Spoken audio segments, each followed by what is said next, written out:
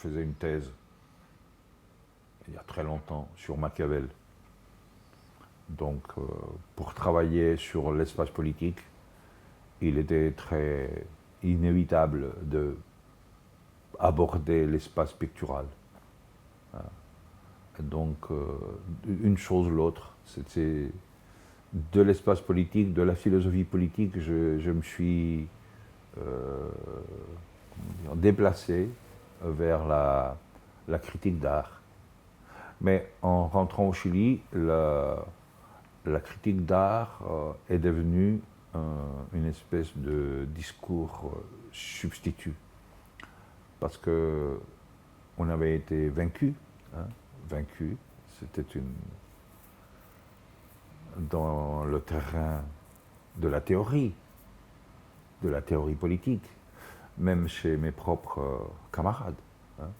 Donc, la critique d'art est devenue pour moi une façon de continuer la critique politique, mais par d'autres moyens. Ça, c'est une blague politique qui parle de Lénine, qui disait la politique, c'est la continuation de la guerre, ou la guerre, c'est la continuation de la politique par d'autres moyens. Qu'en même temps, il cite von Clausewitz, etc. Donc, ma blague est je fais de la critique d'art parce qu'à travers la critique d'art, je fais de la critique politique, mais par d'autres moyens.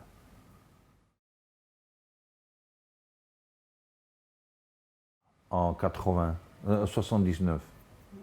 Donc j'ai fait mes études entre 1974 et 79 à Aix-en-Provence. Et je n'étais pas lié au monde de l'art, pas du tout.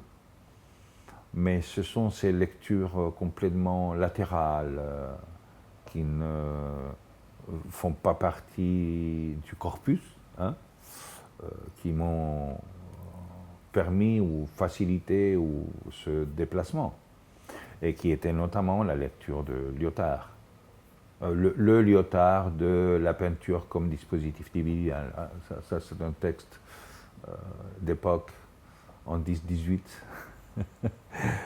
qui a été très important pour moi. Donc, entre Machiavel et ce texte de Lyotard, ben, on a fait quelque chose, quoi. Ah oui, ça c'est après, c'est-à-dire à partir des années 2000. J'ai dirigé une école d'art, 2 écoles d'art et un centre culturel complexe à Valparaiso. Oui, ça, c'était des expériences administratives, formelles, très éprouvantes et en même temps très importantes.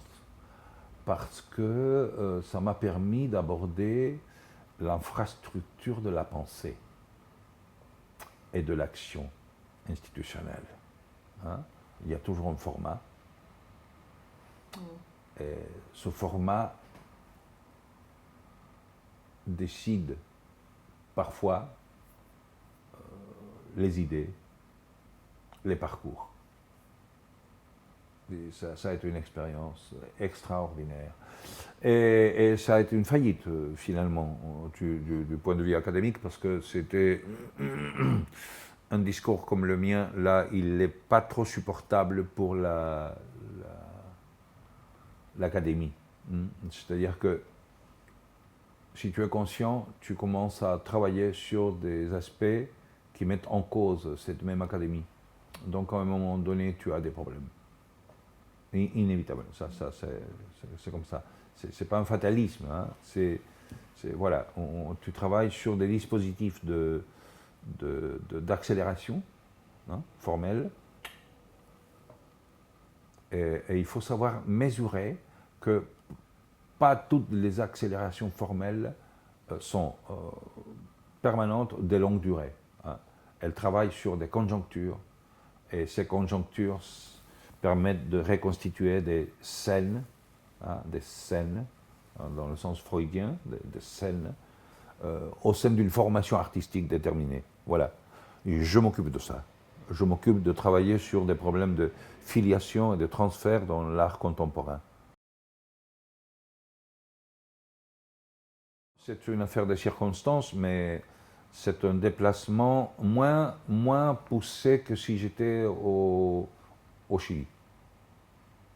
Être en France, c'est moins dépaysant. Pourquoi? Parce que j'avais un rapport avec la langue qui était un rapport matriciel. Hein? Je n'ai pas appris le français, c'est plutôt le français qui m'a constitué. Hein? Dans sa sonorité, et je dis beaucoup là-dessus, ce n'est pas les sons, évidemment, c'est la façon, c'est la voix de la pensée, c'est les silences, c'est les rythmes de la langue, c'est la ponctuation, c'est les guillemets, c'est la cédille de la C, le petit doigt de l'accent circonflexe. Sans ça, il n'y a pas de langue française, moi je trouve. Donc je suis absolument en désaccord avec ces règlements qui déconsidèrent l'usage de l'accent circonflexe. Comment ça? Moi je trouve très beau, c'est comment dans un même mot, il y a un signe qui fait la présence de l'ancien, de l'occlusion, de l'omission.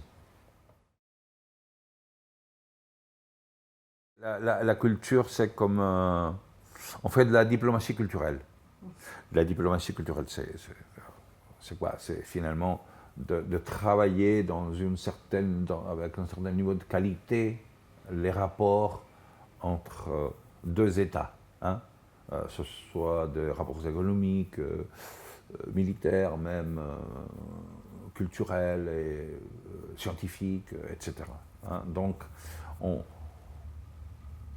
est au-dessus de la mêlée, mais en même temps, on est dans les rapports eux-mêmes. Hein? C'est-à-dire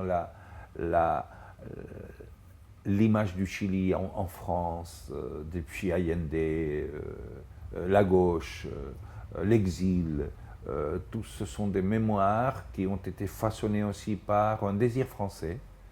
Et ce désir français t'oblige à avoir une représentation du pays qui est bizarre finalement. Donc je me trouve un peu à revers.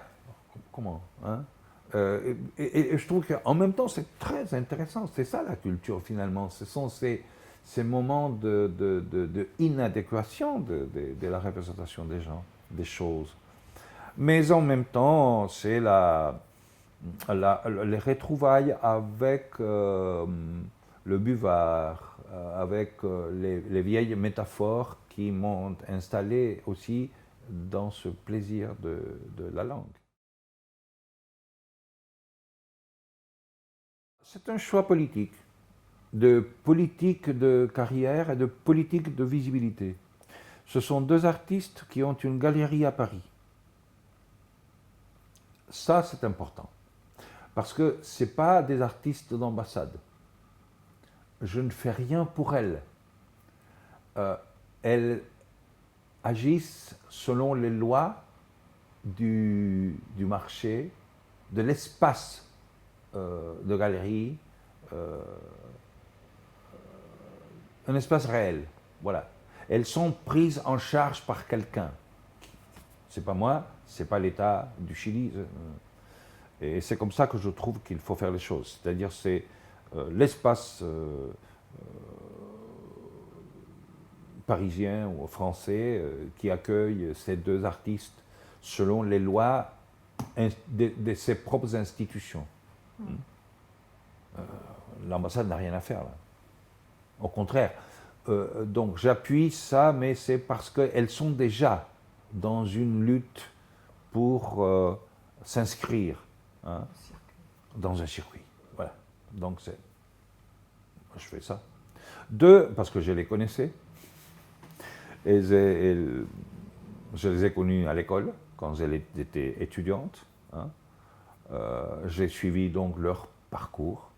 Donc je connais très bien leur travail. Là, j'ai parlé des pièces. Non, c'est des travaux beaucoup plus complexes, si tu veux. Et la troisième raison, c'est que parce qu'elles ont une tête qui pense d'une façon différente au sein même de l'art chilien. C'est-à-dire que ce sont des artistes pas à part, non, des artistes d'exception par rapport à leur exigence formelle et par rapport à la façon dont elles font les choses. Leur autonomie. Leur autonomie. Leur, je ne sais pas s'il existe, leur pulchritude. Ça existe? Pulcritudine, non? Pulcre, austère. Il y a une austérité analytique dans leurs travaux, mais qui est très liée au caractère des matériaux employés, investis. Le charbon de pierre, l'étoile, les fils, la couture, etc. Tu vois, c'est pas de la broderie, non. C'est même les bords de la pratique du tailleur. C'est pas de pièces vestimentaires. C'est des reprises, à peine. Donc l'unité de l'ensemble, elle est toujours dans une situation d'instabilité. Elle pourrait ne pas tenir. Il y a une qui est dans la légèreté, d'autres qui est dans le poids.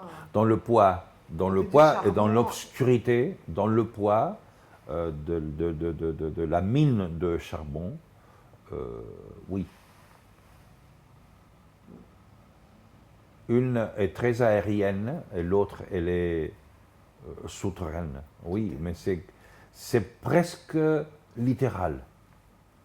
Et elle travaille sur la littéralité d'une façon qui met le littéral en crise. Hein. C'est pour ça que je les ai choisis. J'ai écrit pas mal sur leurs travaux aussi. Donc je les suis depuis longtemps sur... oui, j'ai 2 ou 3 textes pour chacune, oui, au moins.